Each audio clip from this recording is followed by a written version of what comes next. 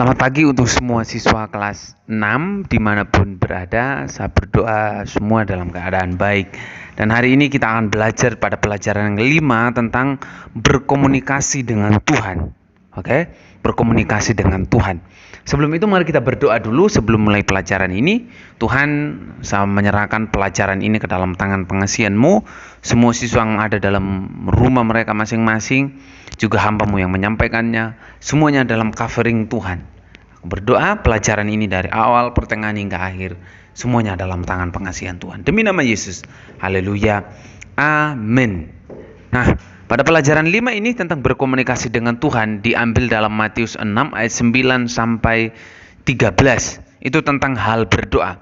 Tidak perlu saya bacakan karena ini terlalu panjang. Juga terdapat dalam Yakobus 5 ayat 13 sampai 16. Nah, mari kita lihat pada pelajaran ini. Dikatakan bahwa bagi umat Kristen, berdoa merupakan salah satu kebutuhan hidup beriman. Wow, ternyata berdoa itu adalah kebutuhan ya. Nah, tanpa berdoa, seorang yang mengaku percaya kepada Tuhan sebetulnya tidak sungguh-sungguh percaya. Karena kenapa? Ia tidak pernah berkomunikasi dengan Tuhan. Atau tidak merasa bahwa dia membutuhkan Tuhan. Nah, di dalam Matius pasal yang ke-7 kalau teman-teman baca itu dikatakan begini. Mintalah maka kamu akan diberi. Ketoklah pintu akan dibukakan. Carilah kamu akan mendapatkan. Artinya apa? Ada sesuatu yang kita lakukan baru mendapat sesuatu. Kira-kira gitu. Jadi kalau kita nggak ketok, pintu nggak dibukakan. Kalau kita nggak cari, kita nggak dapat. Kira-kira gitu. Kalau kita nggak minta, kita nggak diberi. Nah, berdoa adalah cara kita berkomunikasi dengan Tuhan. Tidak ada cara lain. Kalau kita mau berkomunikasi dengan bapak, ibu guru, kita mau berkomunikasi dengan teman, kita mau berkomunikasi dengan orang tua, itu bisa menggunakan handphone, bisa menggunakan WhatsApp, apapun itu. Tetapi untuk kita mau berkomunikasi dengan Tuhan, caranya satu, yaitu berdoa. Karena kenapa? Berdoa adalah bercakap-cakap atau berbicara dengan Tuhan. Di dalam doa kita bisa menyampaikan kepada Tuhan apa yang menjadi keluhan kita. Kita juga menyampaikan ungkapan syukur kita kepada Tuhan bahwa Tuhan sudah pelihara kita sepanjang hari. Atau Tuhan telah pelihara kita dalam tahun ini. Kita kan bersyukur itu. Nah, jadi bagaimana dengan orang yang tidak pernah berdoa? Terus apakah hidupnya baik-baik aja? Hidupnya baik-baik aja. Tetapi akan lebih baik orang yang sering berdoa. Nah, pertanyaannya sekarang, apakah saudara udah sering berdoa? Apakah saudara udah sering berkomunikasi dengan Tuhan setiap hari? Nah, ada baiknya kalau kita berdoa itu setiap pagi bangun tidur sebelum beraktivitas, kita harus berdoa. Ya, malam mau tidur juga harus berdoa. Berdoa Tuhan, apa yang kita harus doakan kalau bangun pagi? Tuhan, hari ini saya mau beraktivitas dari pagi, siang hingga nanti malam, semuanya aku pertaruhkan ke dalam tangan-Mu. Terus malam apa yang kita doakan? Kalau malam kita berdoanya begini, Tuhan, terima kasih Engkau sudah memelihara saya di sepanjang hari ini, dan saya bersyukur Tuhan jaga lindungi saya bisa sekolah dengan baik, saya bisa mengerjakan tugas dengan baik, saya juga bisa membantu orang tua. Kan kira-kira gitu. Nah, jadi kita berkomunikasi dengan Tuhan itu caranya hanya dengan doa, caranya hanya dengan berdoa dengan Tuhan. Dalam doa kita bisa menyampaikan apa yang menjadi isi hati kita. Ya, kita bisa menyampaikan cerita kita kepada Tuhan, apapun itu. Baik itu yang berupa menyenangkan, misalnya kita bisa berprestasi, kita mendapatkan pujian dari Bapak Ibu guru kalau kita pintar. Itu kan kita, Tuhan saya bersyukur saya pintar, ya kan? Kalaupun nggak dibilang pintar, kita juga tetap bersyukur. Apalagi ceritakan apa yang menjadi keluh kesah kita, maupun apa yang diinginkan. Tuhan, saya mau menjadi anak yang pintar, saya mau menjadi anak yang berprestasi. Kalau nilai saya kemarin 80, saya mau dong Tuhan di semester ini nilai saya 90. Kira-kira gitu.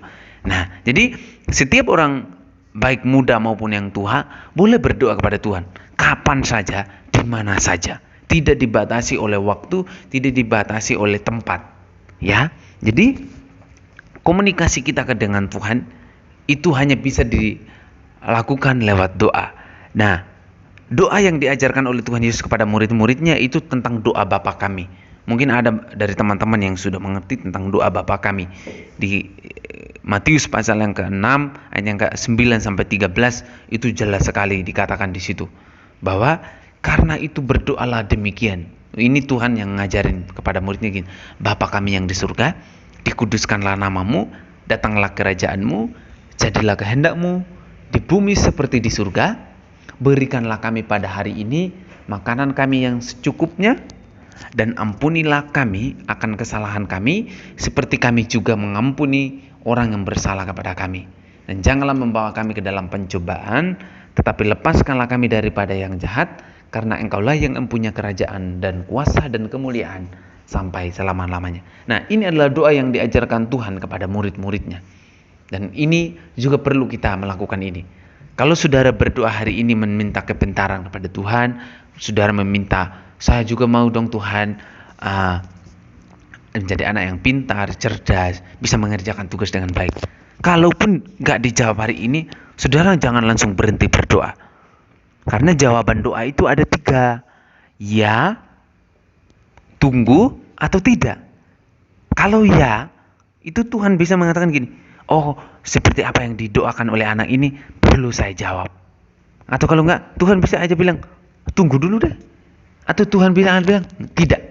Kalau apa yang kita doakan itu tidak sesuai dengan keinginan Tuhan, Tuhan akan mengatakan tidak. Misalnya gini, kita masih anak kecil, baru umur 5 tahun, kita langsung bilang sama Tuhan, Tuhan, saya kepengen mobil. Nah, untung kalau mobil mainan, tapi kalau mobil beneran, pertanyaannya kan, kamu rawatnya gimana? Ya kan?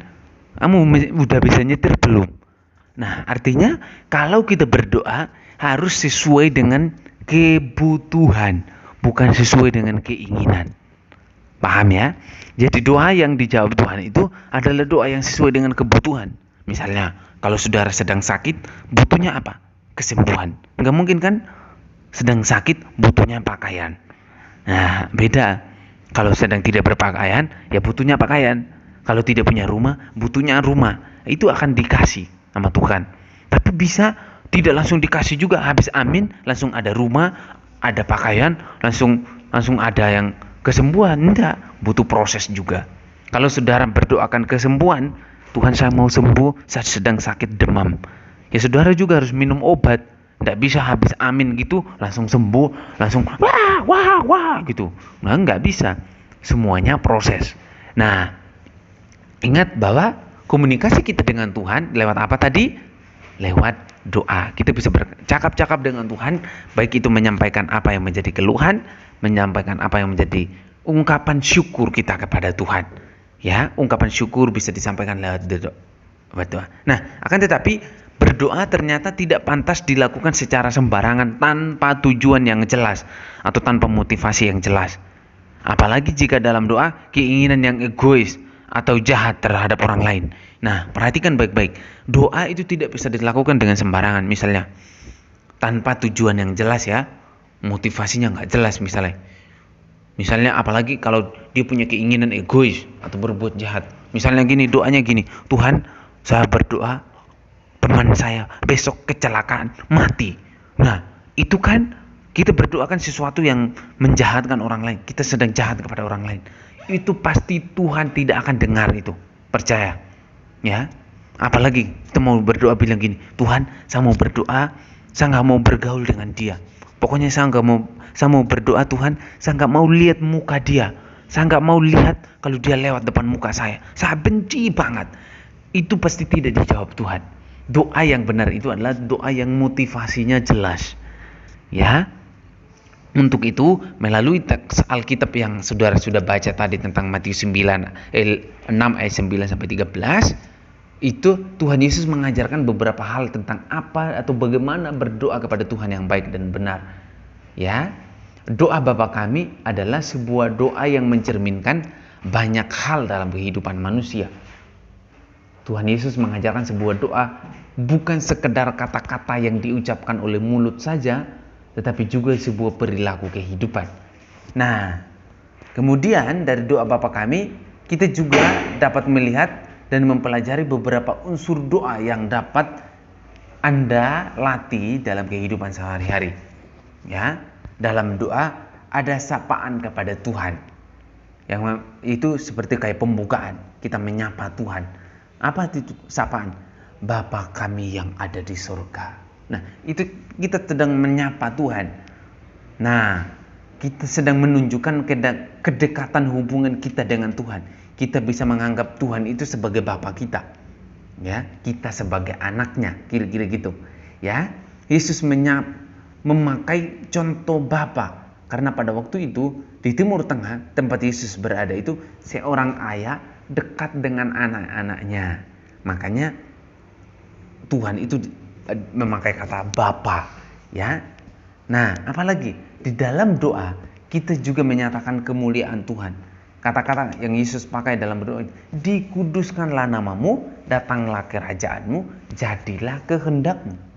Itu unsur-unsur dalam doa Bapa kami yang pertama tadi itu sapaan, yang kedua itu tentang menyatakan kemuliaan Tuhan.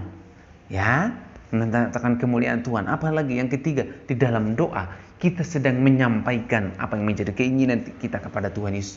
Dia memakai kata gini, berikanlah kami makanan yang secukupnya, ampunilah kami akan kesalahan kami. Ya, itu muatan daripada doa Bapa kami. Ampunilah kesalahan kami. Sebagai manusia tentu kita tidak lepas dari kesalahan. Kita pasti bikin salah setiap hari. Ya, baik itu lewat perbuatan kita, pikiran kita, sehingga sudah sepatutnya kita meminta ampun kepada Tuhan. Kata janganlah membawa kami ke dalam pencobaan itu, kita tahu bahwa dalam kehidupan sehari-hari selalu ada godaan atau cobaan. Ya, untuk berbuat curang, untuk berbuat jahat terhadap orang lain atau makhluk hidup lain. Kadangkala kita kuat, tetapi terkadang-kala kita juga lemah, sehingga sewaktu-waktu kita bisa aja tergoda atau jatuh dalam pencobaan. Untuk itu kita perlu meminta agar Tuhan melindungi, menjaga hati kita, menjaga pikiran kita, menjaga perasaan kita dari segala yang jahat. Kita juga perlu waspada terhadap setiap cobaan iblis dalam kehidupan kita. Gitu ya. Ini saya bisa sampaikan kepada siswa kelas 6 dan saya harap saudara harus memahami pelajaran ini dengan baik, ya. Nah, tugas saudara yang saudara perlu kerjakan adalah yang pertama, apa yang kamu ketahui tentang doa? Itu yang pertama. Yang kedua, mengapa manusia perlu berdoa? Ya, dicatat ya. Yang ketiga, apa yang menjadi motivasi atau keinginan atau tujuan kamu dalam berdoa? Yang keempat, hal apa saja yang biasa kamu minta dalam doa kepada Tuhan? Hal apa saja yang biasa saudara minta kepada Tuhan kalau dalam berdoa?